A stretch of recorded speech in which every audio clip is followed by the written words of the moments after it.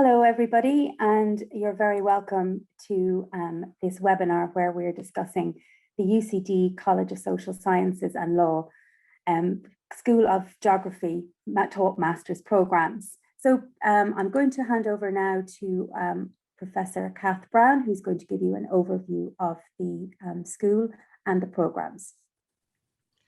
Good morning, everyone, and welcome. I'm delighted that you can make it today, and I'm even more excited to tell you about our programs, which we believe are world-leading and absolutely fantastic, but more than that, that they really allow our graduates to think about what they want to do in the world and who they want to be. So our ambition, often used in our hashtag, is to shape the future, and not just through what we as individuals do, but what we do as a collective through our teaching, through how we research, and especially through our master's programs, where people are going out into the world, going out into industry, going out into NGOs and charities to really think about the world that they want to live in and how they might create that, whether that is through using mapping to understand the environment, or through thinking about power and inequalities, or through thinking about population. So this is your invitation to join us. You are here because you're thinking about what you want to do and how you might want to grow in yourself, but also as a collective, as part of something more than just you. And this, we're hoping, is where you come to think of yourself as part of UCD Geography, as part of one of the big stories, one of those stories that will become part of a whole that really does consider how we might create better, more sustainable, more equitable futures. So your vision is key to our programs. How you decide to take the programs on, what you decide to study, how you decide to engage and learn from the skills that we will give you, and how you then take them forward is crucial to the program, how they run, but also what you do in the future. What we can give you in order to realize and create that vision is we can give you world-leading expertise. All of the program leaders and all of the staff who will teach you are experts in their fields. They are the ones writing the papers, some of which you will read. They're the ones going to the conferences at the forefront of all of the research that you will be exploring. And that cutting edge publishing is key to developing your skills around research, and not just in terms of thinking, but also in terms of doing. We offer you a range of skills and expertise, and of course this is fundamental to geography. Geography offers you breadth. It offers you all kinds of things that you might not think of as geography, but actually are part of geographical understandings, are part of how we explore and examine the world. And one of our colleagues, Gerald Mills, likes to talk about geography as often being on the edge of something, the edge of the next thing, the edge of different disciplines, a way of engaging all kinds of things through a spatial lens, through understanding the local, the regional, the national, the global, through understanding all of these spaces. And one of the key things our program offers you is this chance to realize your vision, a chance to develop your own path. The programs offer different module choices that you can pick. They offer field trip experiences and also independent research dissertation with one-to-one supervision. So you'll be working directly with the experts in the field on an area that matters to you, on something that you want to explore, on a field that you feel needs something different or something new, or just a different way or different engagement with it. Our employability and the employability of geography is really high. The RGS found that geography was one of the highest employment disciplines. So the RGS is the Royal Geographical Society in the social sciences. And our alumni are everywhere, from the UN to commercial organizations. And what geography and what our masters offer you is things and considerations that you might not have thought for yourself. Areas of employment that you might not have considered or might not have known about. And each master's has their own focus for that. But I think it really expands your horizons to think about what you might be and what might be possible for your degree or for your master's and for your interests. And that's what geography offers you.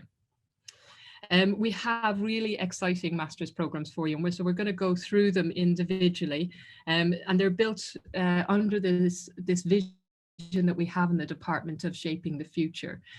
So as Emma says, we have the MA in Geopolitics and Global Economy, which I'm going to pass to Professor Alan Jones to take us through now. The MA in Geopolitics and the Global Economy is one of our most popular graduate degree programs. It's been in existence for about a decade, and we try to admit between 10 and 15 students each year on this program. And what does the program do?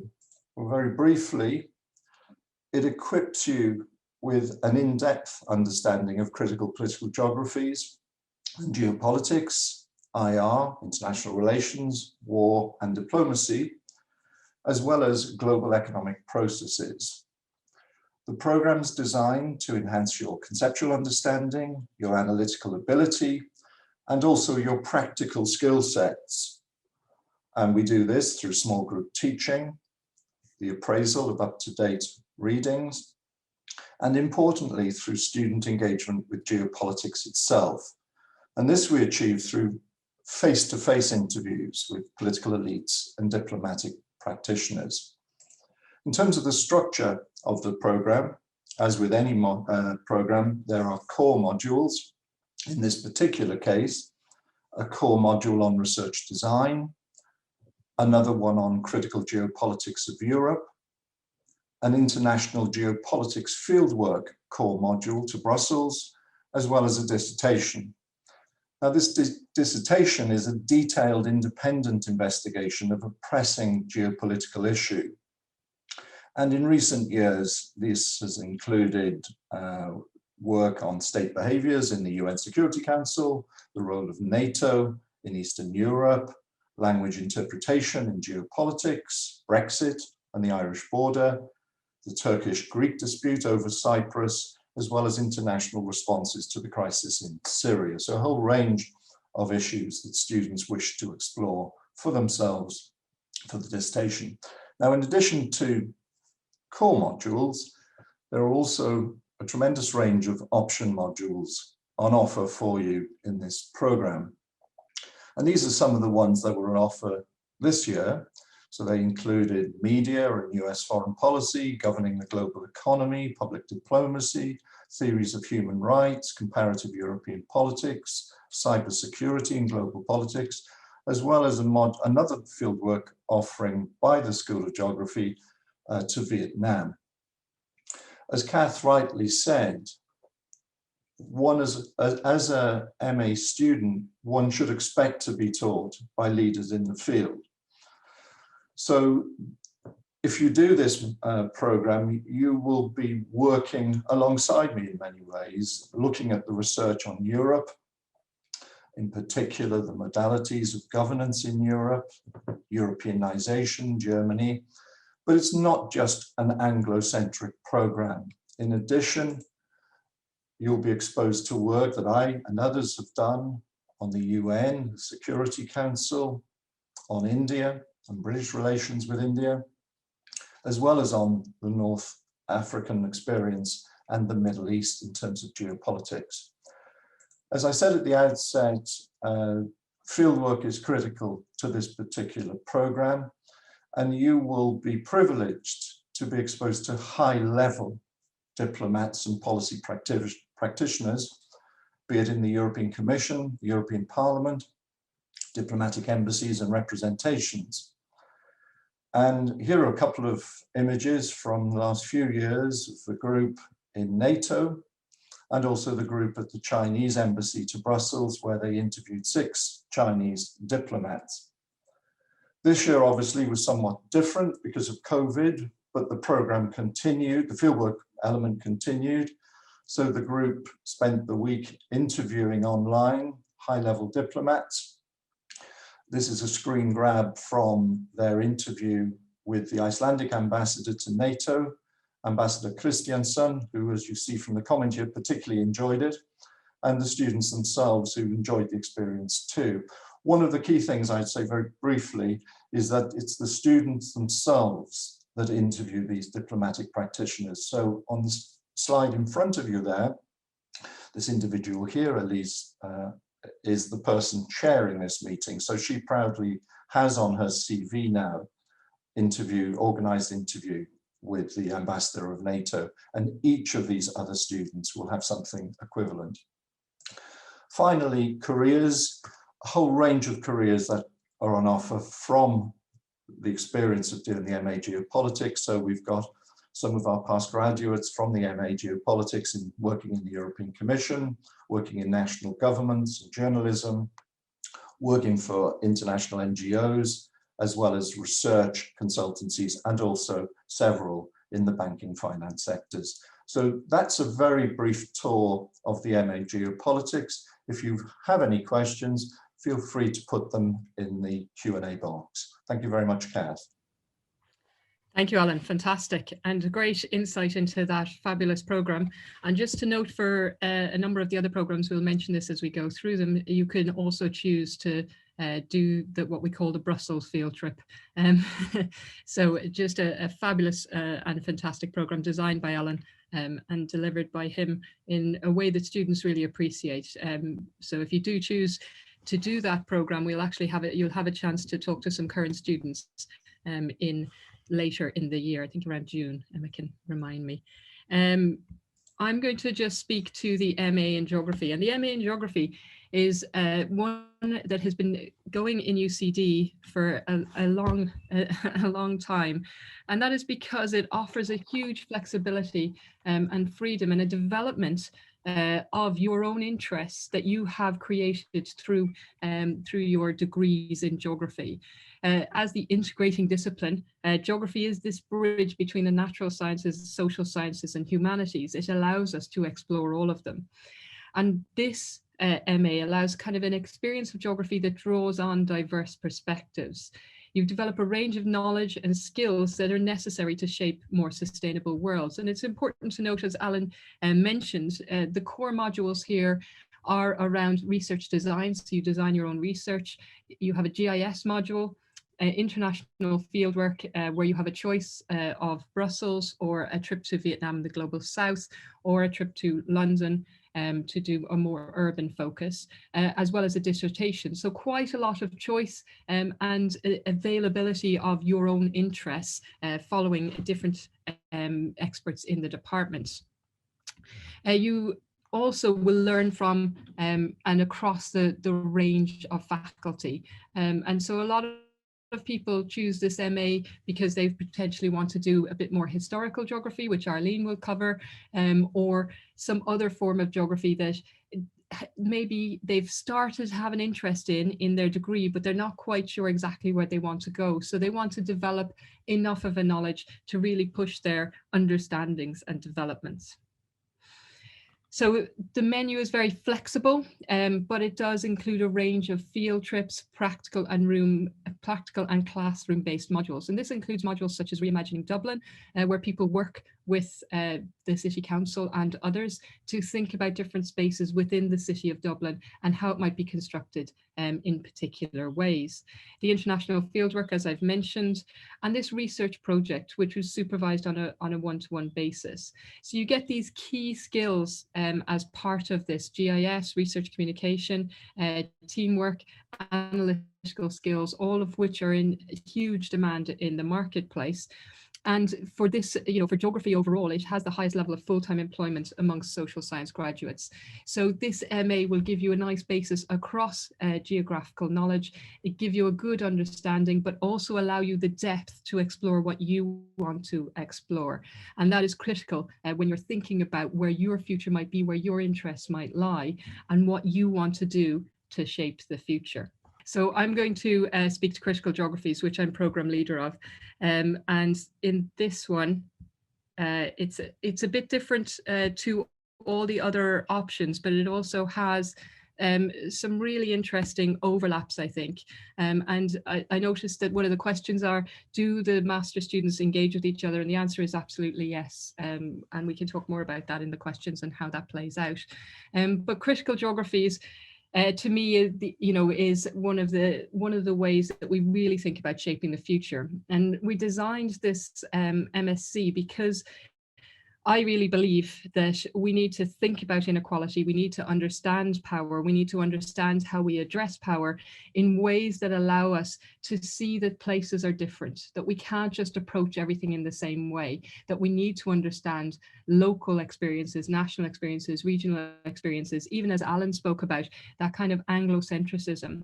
So the MSc in Critical Geography at its heart is about an exploration of power and inequality in place, and really thinking about how we might change the world to make it more equitable, to address the power relations that disadvantage the most marginalized and excluded. So it engages and understands how place and environment and landscapes are central to shaping the future.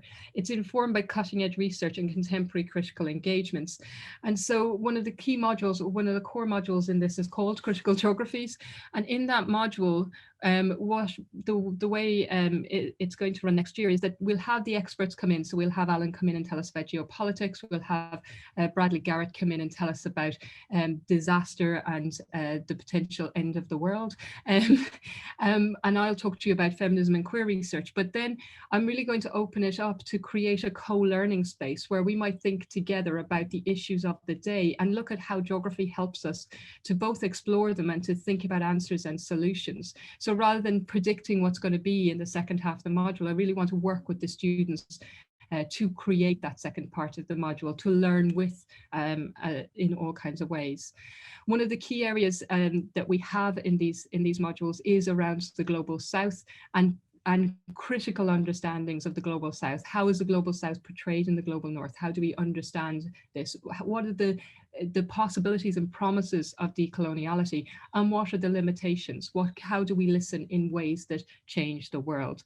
We also have a critical urban studies stand, and of course a geopolitical strand even, and options to do in geopolitics as well. So the choice of field trips is also here in this master's course. So again, the choice is Brussels to do geopolitics, London to do more urban orientated geography, and Vietnam to do that kind of decolonial global South geography. There are also optional specializations in cities governance and sustainability. There you will need to do modules such as Reimagining Dublin, and you'll need to do the urban field trip and also an urban focused dissertation. And the Global South is a separate specialization. So if your interests lie in either of these areas, then you can do those you can create those specializations through this degree, and that will allow you to explore and focus on those areas. But the key thing about this degree and this master's is that you follow your own research path. You have a research project that's supervised again on a one-to-one basis in the areas that you are really interested in and that you want to develop and see more of. I'm now going to pass over to Ainhoa, who's going to take you through the GIS programs. Hello, everyone. My name is Ainhoa Gonzalez, as Kat has said. I'm the director of the MSc in Applied Geospatial Analysis, and I'm delighted to be sharing a bit about the program with you today. Thanks for joining us. I just want to give you a quick overview of how the program is structured. The mention of GIS as a module in the geography master's programs already highlights the importance of spatial analysis, I suppose, across all the human geography and physical geography subdisciplines, I suppose. GIS, Geographic Information Systems, and remote sensing, really becoming core skills across many areas, and they're becoming more demanded and increasingly demanded, I suppose, in the workplace. So this particular master's programs focuses in giving you the skills, or indeed upskilling you if you already have some GIS skills, on both the application and development, I suppose, of GIS and remote sensing to various research areas and I suppose sectors.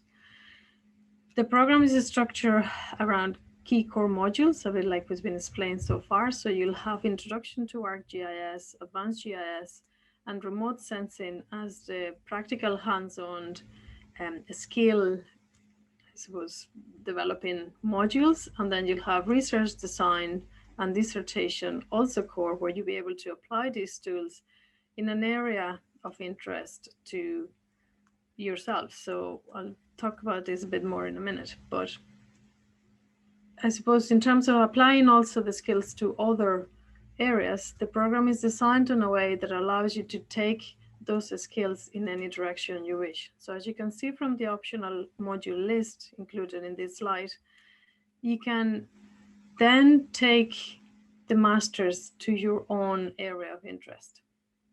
And all these modules will have a GIS component. So as part of the assignments of these modules, you'll be required to apply the newly gained GIS and remote sensing skills to support some of the research and learning that goes with those various modules and associated assignments. So you can take it to the physical/environmental side of things, looking at physical geography or environmental assessment. You can link to Alan's module by taking some modules on geopolitics, or indeed to Kat's program on critical geography and take the critical modules in that program. So the structure of all the masters in the school allow you to actually mingle and relate and network and learn from other students in the School of Geography. And Kat said she'll talk about this a bit more later on. In terms of the dissertation specifically and the flexibility of the program to allow you to take GIS and remote sensing to your own area of interest, I just compiled here a list of dissertation topics that have been prepared in the last few years. Now the list is not very clear there perhaps, but just highlighting words there to give you a flavor for the kind of things that the students have been focusing on. So things like wind energy or renewable energy in terms of wind energy landscape impacts, or indeed community adoption with regards to solar energy. That's current student is doing that and working closely with the community in Dundrum. There is more, there's other set of students looking at more transport related investigations using GIS, looking at bicycle accident data or cycling infrastructure. Other students have taken it to the climate change area, where we've had international projects. We have collaborations with Vietnam, collaborations with Mozambique, and we link in with various researchers and professors in different universities in those countries and adapting our research to fit their needs. So we contribute into their line of research over there. So it's interesting collaborations that can emerge also from the program. There's also other more specific pieces of work that have been carried out around the likes of light pollution or more ecology focused investigations, such as that on the marsh fritillary, which is a butterfly.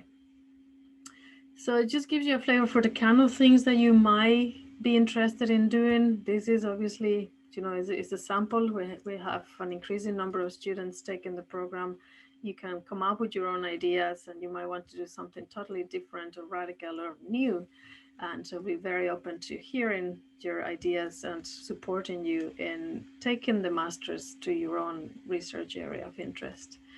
So coming back to some of the issues that the masters covers and some of the skills that you might gain in this slide, I just try to capture some of the skills you leave the master's program with. So obviously you'll be able to carry out a spatial analysis, a multi-criteria analysis of different spatial data sets and considerations to identify suitable sites for introducing new species, for tree planting, for setting up a new school. So it's all location-based analysis. In the process of doing this, you'll be exposed to a lot of data. So big data, managing big data, accessing Irish and international data sources, curating them and using them to resolve real life problems. You'll be able to model, to take these data and create models, as you can see in this complex model here, where you'll be able to automate analytical processes. You'll be able to create 3D models, a bit like the one shown here, and video recordings of those 3D models to model, for example, flood risk, as is shown in this particular example, and then create online applications. So they're called web maps and web apps, which I cannot really make interactive in this slide, but hopefully gives you a flavor. So just working with internet to create maps that are interactive and user-friendly and disseminating information, or indeed gathering information through the likes of citizen science or public participation. There's a breadth of skills that you'll gain from the program, and as I strongly kind of want to emphasize is that you'll apply those skills to whatever aspect you're interested in. Very briefly mention as well that the program is only 3 years old, and we've seen a significant increase in the uptake of students. We started with 4 students the first year, we're now at 16, so there is an increase in demand. We kind of show increase in demand from the students, but it also illustrates the increase in demand for the marketplace, from the marketplace for these skills. 90% of our graduates are currently working in the sector, in the GIS sector. And interestingly, 35% of our current students, so 5 of our current students, have already secured jobs even before finishing the program. These are in the form of internships or graduate positions, some of which are permanent. A couple of them have already been given permanent positions, and they range in areas such as engineering companies, so Arup, Malon Technology, Icon, in specialized GIS organizations such as Esri, which is the software provider for ArcGIS, and European Irish government funded projects such as the Coastal Communities Adapting Together or local area renewable energy planning for the future. So hopefully this gives you a flavor for how the program is structured, what are the opportunities leaving the program, and I'll be more than happy to answer any questions after the presentations. Thank you. Thanks, Ainoa. Fascinating and really exciting. I want to make a 3D model. I'm going to introduce the MSc in Risk, Resilience and Sustainability. And as Ainoa said, you know, a lot of these programs draw on GIS, but also all of the programs engage with the Sustainable Development Goals, whether that's in tackling inequalities, looking at health and well-being, addressing poverty, and speaking to those people who are central to making change in the world, as you saw in Alan's discussions. And for this program, the exploration is about risk, all kinds of risk, societal as well as natural risks and hazards, resilience and sustainability. So not just thinking through the risks, but thinking through the solutions and possibilities of creating more sustainable worlds. And it's very clear that risk is a key part of our society at the moment, and we are living through a particular moment of extensive risk to public health. Or we can think about, you know, the bushfires in Australia or the fires, you know, that have just ravaged Kerry. And how this works, or how this program works, is to consider both the risks, how they're created, through a combination of really science and social science, and explore the areas of risk that you are interested in. Climate-related issues, the World Economic Forum put climate-related issues above some of the other key areas, including economic, in the top 5 long-term risks in terms of likelihood. So climate-related issues are central to this program, and thinking about them through a geographical lens is crucial to addressing the risks that we are seeing in our contemporary worlds, our contemporary lives.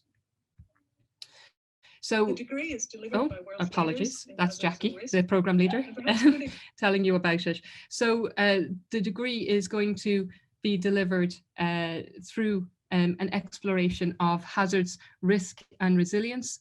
So that program, or that module, is core to this degree, and it gives you that overview of the key hazards that define our everyday worlds, and explore the ways in which resilience can be found and developed.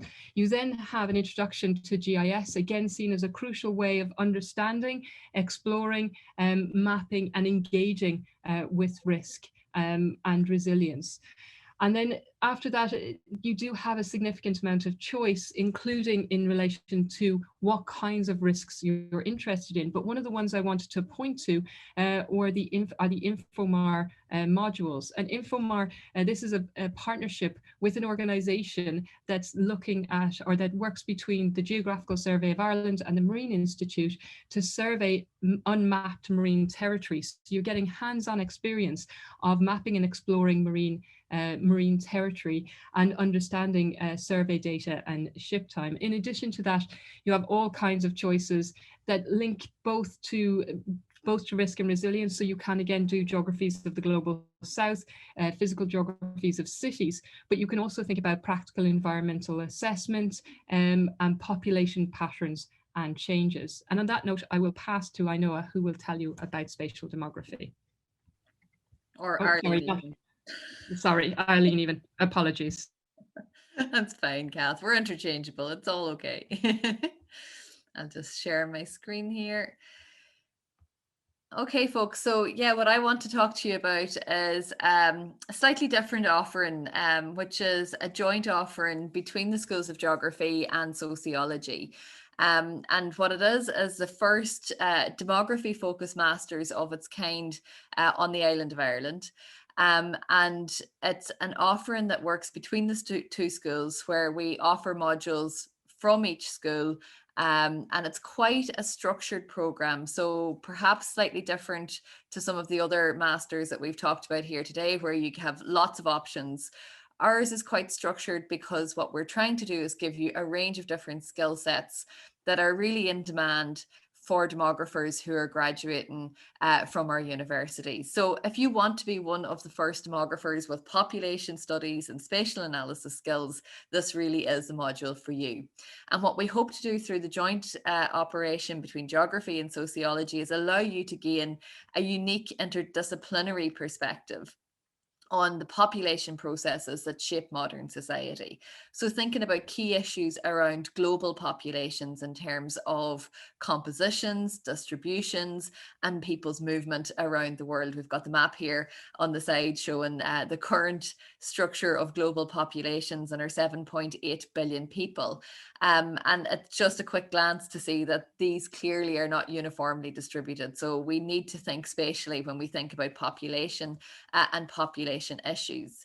And this is very much a forward-looking program. We obviously talk about the history of population development, but what we also are trying to do is think about how global populations are going to develop. So by 2050, there'll be 9.8 billion people in the world if things stay as they are at the minute. And you can see the different projected variations there on the top graph of the screen. That's 2 billion people more than we have today. How are we going to cope with that level of population growth? But where is it going to happen at? And what are the consequences of where it happens? So it's not going to be uniform. We know that Africa's population will double, and yet at the same time, Europe is facing into a crisis of population decline. And the language of crisis and problems is what's generally associated with population and demographic studies. It's either overpopulation or underpopulation, and they're problematized in the literature and in the media.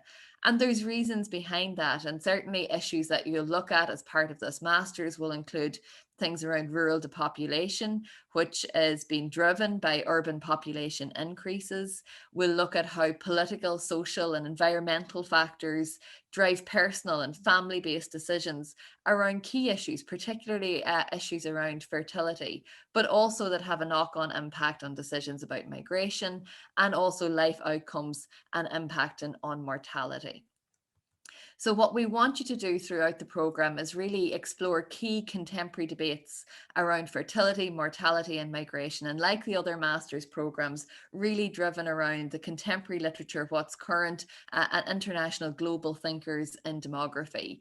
And none of these issues are static. They're all dynamic and evolving. Population is constantly changing.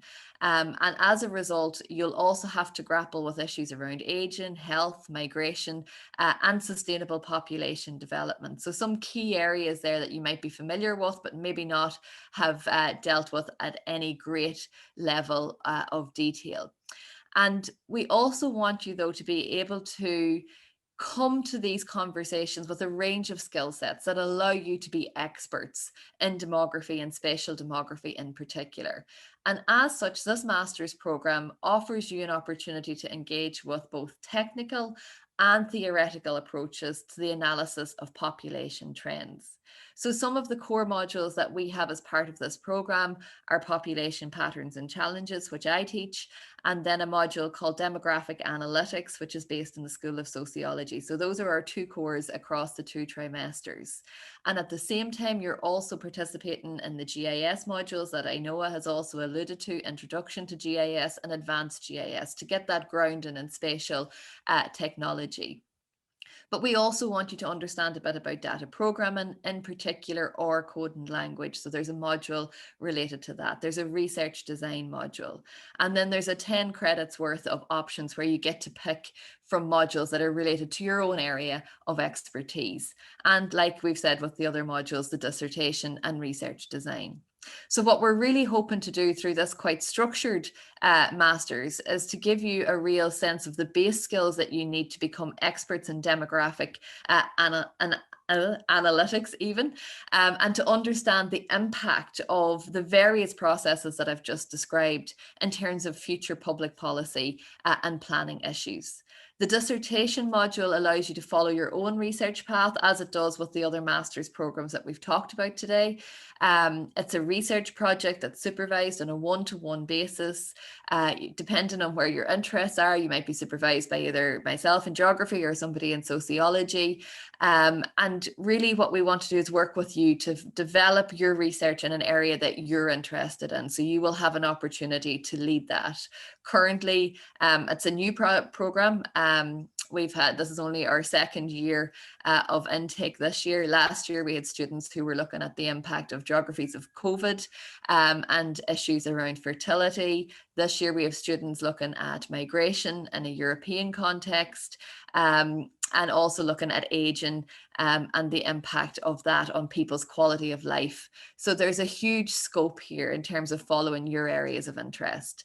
And I suppose key for us is that we will ensure that you graduate with a range of transferable and highly valued labour market skills that can be applied in a whole range of different contexts, from government to non-governmental organisations, from charity organisations to issues around housing, but also in organisations that are more specifically directed towards demographic analysis. So in an Irish context, the CSO, but there's also huge opportunities for graduates from this programme to go on to work in European and international bodies who need to understand these processes for everything that they do. Thank you, Arlene, and thanks to everyone. I wonder if we could all just turn on our cameras again and take some of the questions in the Q&A. I know we have two that Alan has kindly answered, but I think it might be useful just to discuss about how students work together in different programs.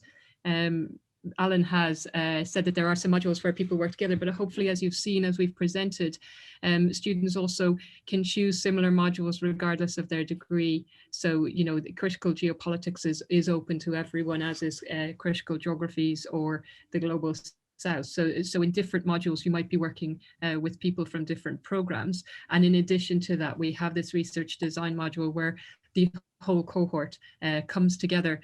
And I think in pre-COVID times, Arlene was saying that there's a meal that the students go to. So, and we also have a kind of welcome event when that's possible. So we try to create a kind of sense of community and discussion throughout the program, because what we think is when we're shaping the future, we need to work together. So we can't act in our silos. We need to be able to talk with each other, to explore with each other, even if we think very differently. So for example, the master's students are presenting their dissertations, not next week, the week after. And in that everybody presents on the same day, and you get a feeling for what different people are doing, but you're also able to discuss those dissertations with different people. So academic work, although it often looks like a silo, is very rarely a silo. We have to work together to make the best knowledge, because we have to be challenged in all kinds of ways and think in all kinds of ways. And that's how we understand our masters as well. Both, you know, thinking about the support and the friendships you might make, but also thinking about the quality of your work. And the quality of your work is developed both through interactions with these experts, but also with interactions with each other. And so we see those as very important to the operation of the master's program. We had a few other questions, do we, Emma? Yeah, sorry, Kath. Or does anyone else? So the shared modules was one of the questions that we had, and Alan had a question on the MA in geopolitics in terms of the credits. But I suppose just a question that we get asked a lot is in terms of the part-time versus full-time delivery. Maybe Alan, if you would like to take that one, just the difference between the two the programs. Okay, thanks very much, Emma, for the question. The principal difference is that with the part-time entry mode, that's over a 2-year cycle rather than a 1-year. The same modules will be on offer across the 2-year part-time route, but obviously a part-time route might suit particular types of candidate, whether they're trying to complete the degree at the same time as working. And we have at the moment a couple of individuals in the geopolitics program who are working on a part-time basis, one of whom is a teacher wanting to improve his skill sets in both geography and history and geopolitics. So we don't discourage people from applying for the part-time option. If it suits them, we are more than happy to accommodate them. And what we suggest is that you do the core modules in your first year, and then in your second year, you develop your dissertation and your, the kind of research elements. So you get your kind of basis of your knowledge and understanding in the first year, and then develop that into your research program in the second year for the part-time. Great, thanks, Kath. And I think we've covered a lot of the opportunities for graduates, but specifically maybe with the MA in geography and the risk resilience and sustainability, maybe if you could just elaborate a little bit more about the career opportunities in these fields. Certainly, I'll take the risk resilience and sustainability. So one of the key opportunities we see, this program will first run in September 2021, but we see these skills as needed and as really required, and people looking for them in places like the UN, the European Environment Agency, the European Commission. All kinds of government departments need these kind of understandings. If you think about flood risk or fire risk or all those kind of risks, different state agencies, NGOs who actually have to understand the environments in which they're running and working in, the civil service, different kinds of advice industries, and all those kind of areas. We see these skills as underpinning many of those jobs. So again, a bit like a lot of our programs, the area that you're likely to go into in terms of employment will in part be defined by what you choose to focus on and how you develop your program in that way. Arlene, I don't know if you want to speak to the MA in geography. Yeah, and I think, it really ties into what you've just said there, Kath. It depends on what way you take the MA geography and what you put together to build your master's in terms of then where you're set up to go in terms of future employment. I think Kath made the point really well when she was presenting the MA geography that, our geography graduates, are introducing the session even, that our geography graduates are highly in demand because we come with a range of interdisciplinary skills and we speak across those different disciplinary boundaries.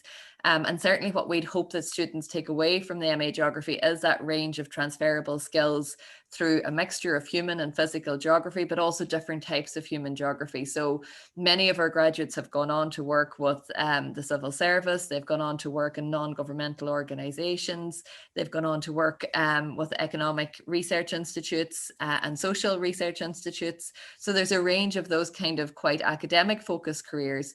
But we also have had a huge number of our graduates go on to work in business and go on to work for tech companies because they bring that kind of societal awareness and the spatial awareness to play in that role. So I think that MA Geography, if you're not really sure where you want to go and you want to develop, I suppose, your employability and those transferable skills, that's a really good way to do that. But thinking about what you're most interested in, so you focus your choices on what you're passionate about and you focus your dissertation on what you're passionate about. Thanks, Arlene. And then we just have one final question, or we have another question about optional internships. So are there any programs within geography taught master's programs where you can do an internship instead of a dissertation? And Noah, do you want to take that one? Thank you, Emma. I don't know if I'm the best place to actually answer this question across the programs, but all our programs include a dissertation component as part of the structures. So there is not an option to replace a dissertation with an internship, but there is an option to have an internship as part of your program, as I've been mentioning with the MSc in Geospatial Data Analysis, and I believe other programs have opportunities for that as well. So, which will open up career opportunities. I think it's important to see the dissertation as a springboard for potential internships. For example, if one takes the fieldwork in Brussels, the connections that students will make there with high-level diplomats and policy practitioners often generates the possibility for internships after the degree.